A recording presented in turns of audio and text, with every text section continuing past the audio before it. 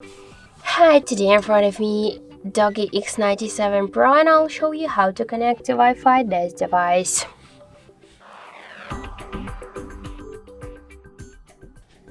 So first let's open the settings application and then tap to Wi-Fi section. To activate Wi-Fi, we should click once on this switcher, and after that we'll see here all of the available networks. Just let's select one from these networks.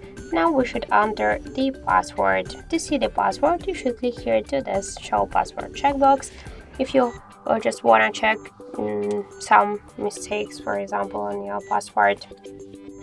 After that, just tap to connect, wait a second, and we can see that our device successfully connected to this network.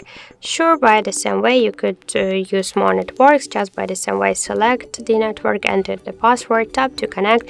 After that you could switch between these networks. Just if you want to turn off the Wi-Fi, you should use also the same switcher.